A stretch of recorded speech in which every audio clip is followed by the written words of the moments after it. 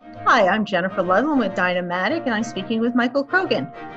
And I am Michael Krogan with Quality Controls. We are the reps for Dynamatic in Southern New York, New Jersey, Eastern PA, Delaware, Maryland, DC, and Northern Virginia.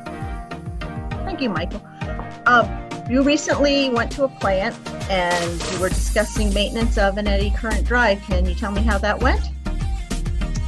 Very straightforward. The PM on an eddy current drive is very similar to an electric motor, and everyone in industry knows how to do that. I'm not saying they always do it when they should, but it is in fact the same procedure. An eddy current drive's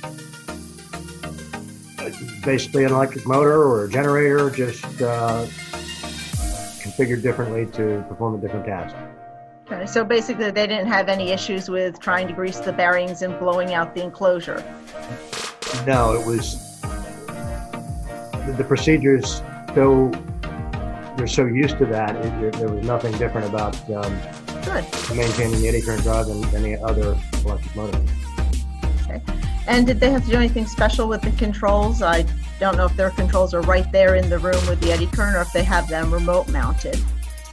In this case, they're actually pretty far from this particular drive. I don't know what the total length of the footage is, but the controller itself is in the control room, and the drive itself is pretty far away, which you can't do with old technologies. Well, that's true, because then we start getting feedback along the line, and that's not really good. Yeah. Okay.